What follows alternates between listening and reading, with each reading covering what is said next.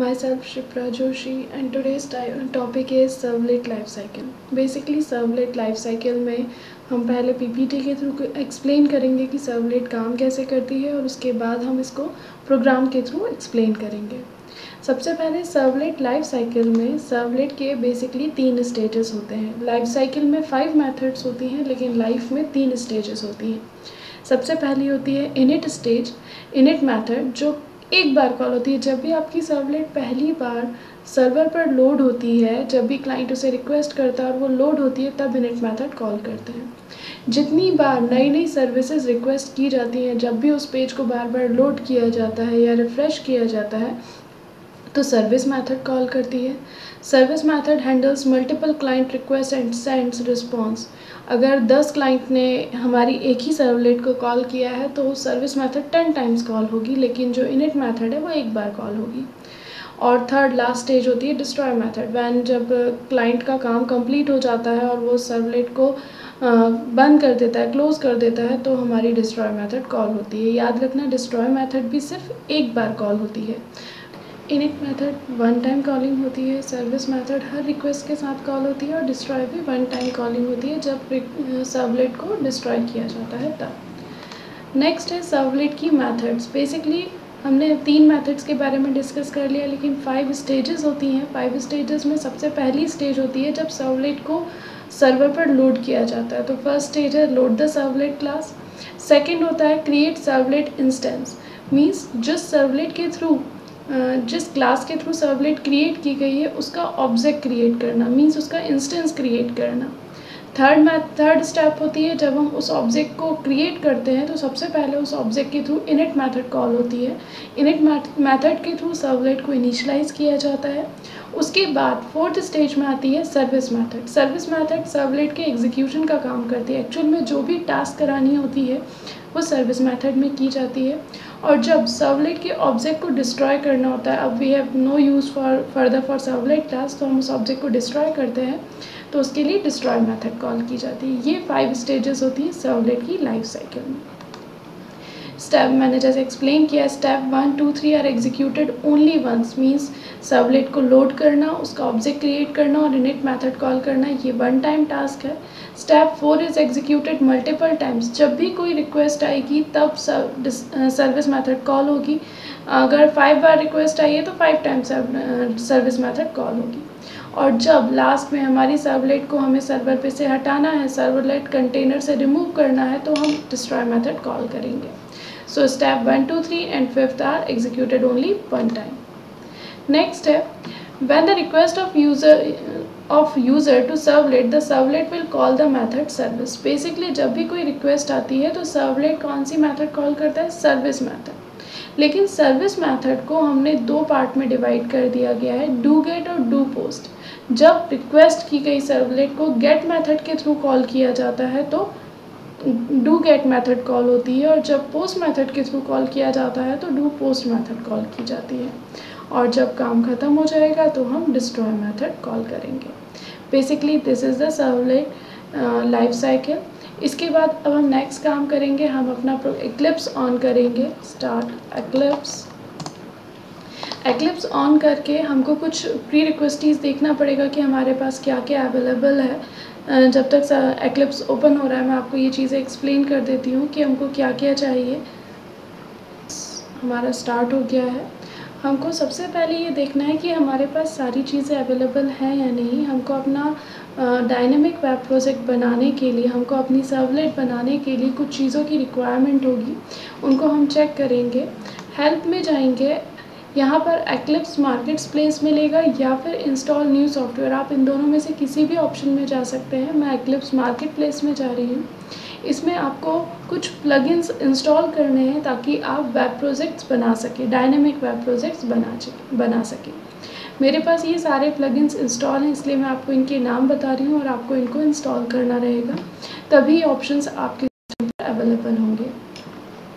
तो इसमें सबसे पहला ऑप्शन होता है डायनेमिक वेब स्पेस के लिए। डायनेमिक वेब प्रोजेक्ट बनाने के लिए, सर्वलेट को रन करने के लिए और अपाचे को इंक्लूड करने के लिए हमको कुछ प्लगइन्स की ज़रूरत पड़ेगी। तो वो प्लगइन्स हम एक एक करके इंस्टॉल करेंगे। ठीक है, ये लोड हो रहा है। इसके लिए नेट कनेक्शन अवेलेबल होगा, तभी ये नेट से डाउनलोड कर पाएगा। मेरा सिस्टम नेट से कनेक्ट है। इंस्टॉल्ड सेक्शन में बता रही हूँ क्योंकि मैंने ये सारे प्लगइन्स इंस्टॉल कर रखे हैं ताकि मैं आपको ईजीली एक प्रोजेक्ट रन करके दिखा सकूँ। सबसे पहला प्लगइन है eclipse web development tool. Eclipse web development tool के थ्रू मुझे डायनेमिक वेब प्रोजेक्ट बनाने के लिए जो प्रोजेक्ट रिक्वायर्ड है वो मिल जाएंगे। सेकेंड चीज़ मुझे लगेगी इसमें ये WWD वाइल्ड वेब डेवलपर। इसके थ्रू मैं easily HTML, CS, JSON, AJAX ये सब अपने पेज के अंदर इंक्लूड कर सकती हूँ। बेसिकली मुझे इन दो की ही ज़रूरत है, एक वाइल्ड वेब डेवलपर और एक ये वाला part Eclipse web developers tool. इन दो की मुझे ज़रूरत पड़ेगी। ठीक है, इन दोनों को आप डायरेक्टली यहाँ से इंस्टॉल कर सकते हैं। इंस्टॉल हो जाएगा अप्रॉक्स 10 to 15 मिनट का। अगर आपकी नेट स्पीड अच्छी है तो 10 to 15 मिनट्स का टाइम लगेगा। इसको इंस्टॉल करने के बाद आपको सबसे पहले जाना है फाइल पे। अपन एक नया प्रोजेक्ट शुरू करेंगे, न्यू। यहाँ पर आपको अदर्स पे जाना है। अदर्स ऑप्शन के अंदर आपको वेब, जावा वेब करके ऑप्शन मिलेगा। ये रहा वेब। वेब के अंदर हमको यूज़ करना है डायनेमिक वेब प्रोजेक्ट। याद रखिएगा, जब तक आप वो प्लगइन इंस्टॉल नहीं करेंगे आपको ये ऑप्शन अवेलेबल नहीं होगा। इसके अलावा मैं स्क्रीनशॉट शेयर करूँगी जिसके थ्रू आप डायनेमिक वेब प्रोजेक्ट बनाने तक की स्टेप्स को देख सकते हैं। नेक्स्ट, हम अपने प्रोजेक्ट का नाम दे सकते हैं। प्रोजेक्ट का नाम देने के लिए मैंने बोल दिया my first project, my first project. Okay, आप अपनी लोकेशन डाल सकते हैं जहाँ भी आपको इसे सेव करना है। Then next, then finish. ये मेरा एक बेसिक वेब प्रोजेक्ट। ये पर्सपेक्टिव ओपन करने के लिए बोल रहा है, आप ओपन पर्सपेक्टिव करेंगे, यहाँ पर अवेलेबल हो जाएगा, फिनिश। ये मेरा प्रोजेक्ट क्रिएट हो गया है। इसके बाद मुझे एक जार फाइल की ज़रूरत होगी। क्यों? क्योंकि हम सर्वलेट बनाने वाले हैं, तो सर्वलेट के लिए हमको एक सर्वलेट API.jar फाइल की ज़रूरत पड़ती है। आप उसे डाउनलोड कर लेंगे और अपने प्रोजेक्ट के अंदर इसको इंक्लूड करेंगे। अभी मैं इसमें एक न्यू सर्वलेट बना के बता रही हूँ। राइट क्लिक करेंगे, न्यू के अंदर अदर में आपको ऑप्शन मिल जाएगा यहाँ पर ही सर्वलेट का। तो अपन यहाँ से सिलेक्ट करेंगे सर्वलेट। नेक्स्ट, इसका नाम देना है। क्लास का नाम दे रही हूँ पेज 1, या फिर अपन इसका नाम दे देते हैं इंडेक्स। क्लास है तो should be first letter should be capital. Next, then finish. यहाँ पर URL मैपिंग होती है। आप इसे किस किस नाम से ओपन करना चाहते हैं आप वो सारे नाम यहाँ पर लिख सकते हैं। सपोज़ मैंने एक नाम और लिख दिया माय होम, तो अब इस नाम से भी एक्सेस किया जा सकेगा। Okay, finish. यहाँ पर हमारी सर्वलेट बन गई है। सर्वलेट का कोड लगभग आधा कोड लिखा हुआ आ जाता है। अभी देखिए इसमें ये एरर आ रही है।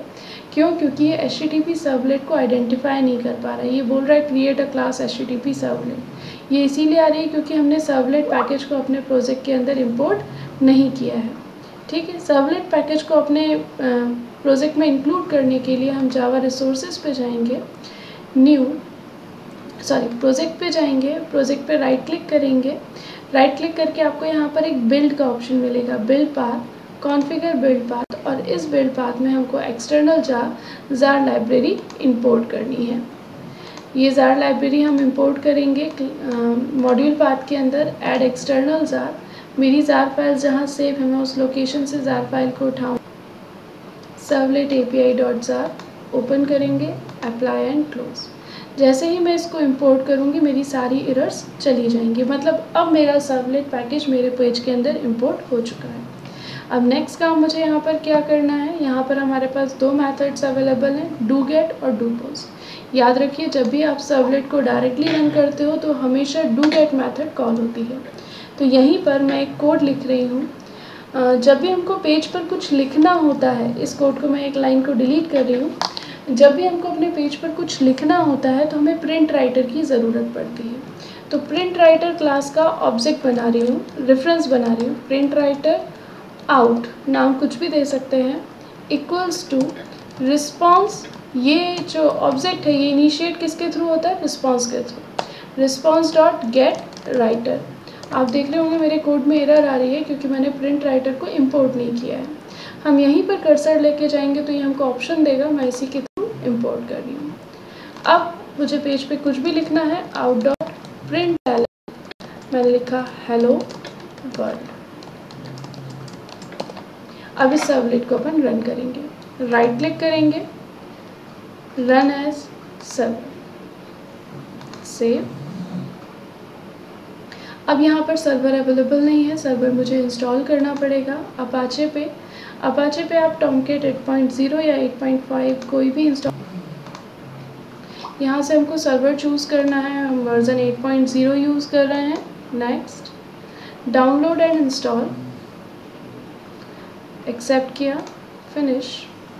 फोल्डर पूछ रहा है तो मैंने यहाँ पर एक पहले से फ़ोल्डर क्रिएट कर रखा है वर्क स्पेस के अंदर अपाचे नाम का। मैं इस फोल्डर को सिलेक्ट करूँगी और डाउनलोड एंड इंस्टॉल, फिनिश।